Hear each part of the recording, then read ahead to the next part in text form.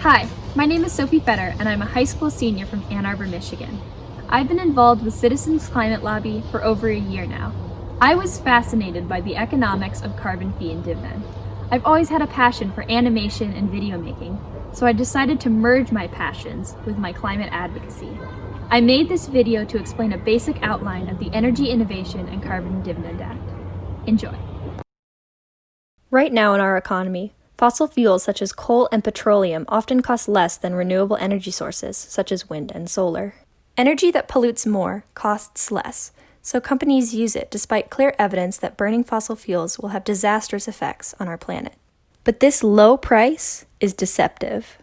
Current fossil fuel prices do not take into account the numerous negative effects of burning fossil fuels. For example, let's say that you live in the general vicinity of a power plant that burns fossil fuels.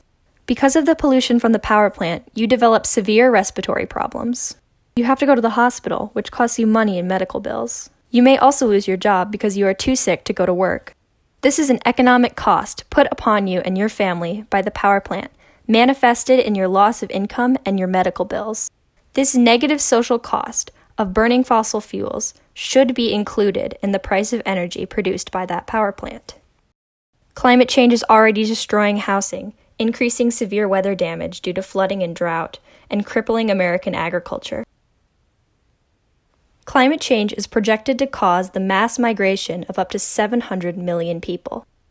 That is 125 times more refugees than those displaced in the crisis in Syria. The combination of all of these effects will be catastrophic for the U.S. economy. It is estimated that, if nothing is done about climate change, the global gross domestic product will fall by 30%. To put that into perspective, during the Great Depression, global GDP fell 25%. The only difference is that this GDP reduction would be permanent. If all of the negative effects of burning fossil fuels were added to the price of unclean energy, the price of fossil fuel energy would be massive. What can we do about it?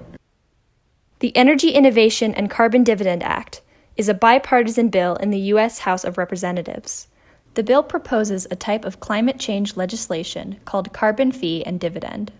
The bill is pragmatic, economic, and effective. How does it work? The Energy Innovation and Carbon Dividend Act has three main aspects. The first is the carbon fee. The bill adds a fee to the production of dirty energy. This fee represents the added cost that climate change has on us all. The fee would start at $15 per ton of emitted carbon and increases by $10 per ton per year. The fee will steadily raise the price of fossil fuels. Due to the rising cost of fossil fuels, investments will naturally shift into renewables. It will gradually become cheaper to produce goods sustainably than unsustainably. The carbon fee addresses the problem at the source, instead of a specific part of the market, like a tax on gasoline or electric power. The second part of H.R. 763 is the dividend. We will all face many negative effects due to climate change. The dividend is reimbursement for those negative effects. The revenue generated from the carbon fee will be divided equally among all Americans, and a check will be sent to each household every month. The Energy Innovation and Carbon Dividend Act will cause an increase in the cost of products that have a high carbon footprint. The dividend offsets this increase in price. The dividend ensures that the majority of households come out ahead, particularly those in the lower 3 income quintiles. Only those who use the most energy and buy the most carbon-intensive products will have to pay more than the dividend covers. The last piece of the Energy Innovation and Carbon Dividend Act is the border adjustment. Border adjustments work by adjusting how much U.S. companies have to pay to import or export products at the border. It works in two ways. When goods come into the U.S. from other countries, foreign exporters will have to pay an offsetting tariff. Let's say that another country is exporting steel. Whatever energy it took to produce that steel, they would pay the U.S. the carbon fee equivalent to its carbon content. If it takes 10 tons of emissions to produce 15 tons of imported steel, then the fee would be $150. With the border adjustment, the net cost of steel from other non-carbon fee countries equalizes with U.S. produced steel. The second way the border adjustments work is on exports. When the steel is exported across the border, U.S. manufacturers will get a rebate equal to the carbon fee they paid. Let's say that it costs $15 to produce 1 ton of steel in the U.S. When that steel is shipped over the border, American companies get a rebate of $5 back, so they can sell that steel for $10, the price that they would have sold it at if there had not been a carbon fee. U.S.-produced steel then equalizes with foreign steel. This is how the Energy Innovation and Carbon Dividend Act protects American industry and American manufacturers.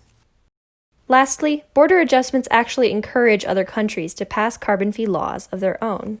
Why should they have to pay this tax to another country when they can make their own products cleaner and keep the money for themselves? These 3 pieces of the Energy Innovation and Carbon Dividend Act are what make it an economic and pragmatic tool for fighting climate change. The Energy Innovation and Carbon Dividend Act supports individual choice. Everyone likes to make their own choices, and nobody likes to be forced to do things. Individuals can choose to live a more carbon-intensive lifestyle. It will just cost more to live a more polluting lifestyle. Because goods that cost less carbon to make will be cheaper, the bill will naturally benefit those with a lower carbon footprint. This creates an incentive for consumers to be more environmentally friendly and carbon neutral. This bill will improve health and save lives. It also puts money every month directly into people's pockets to spend however they see fit, primarily helping lower and middle-class Americans. The bill will create over 2 million new jobs, thanks to the economic growth in local communities across America. The Energy Innovation and Carbon Dividend Act is a free market solution. Understanding this is key to understanding the bill. The bill is not regulatory. It adds a price to carbon and lets the free market move us to renewable energy sources. The Energy Innovation and Carbon Dividend Act is a solution that works with the economy, not against it. The Energy Innovation and Carbon Dividend Act will cause a massive reduction in American carbon emissions. It is estimated that the Energy Innovation and Carbon Dividend Act will reduce America's emissions by 40% in the next 12 years, and 90% by 2050. A recent study by Columbia University confirmed the effectiveness of H.R. 763. Researchers state that under this bill, greenhouse gas emissions decline substantially, air pollution also declines, and electricity generation shifts to cleaner sources. They also stated that energy prices rise, but they do not skyrocket. The carbon dividend cushions energy price impacts. The Climate Leadership Council issued a statement on carbon fee and dividend on January 17, 2019. The statement was signed by 3,554 U.S. economists, including 27 Nobel laureate economists, all 4 former Federal Reserve chairs, and 15 former chairs on the Council of Economic Advisors.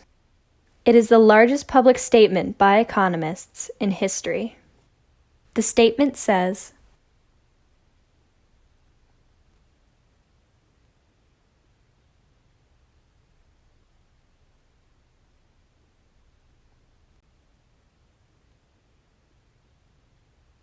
the Energy Innovation and Carbon Dividend Act is an economic solution to humanity's most pressing problem. The bill will reduce emissions, grow the U.S. economy, and provide for low and middle-income families, all while maintaining freedom of choice and growing American industry.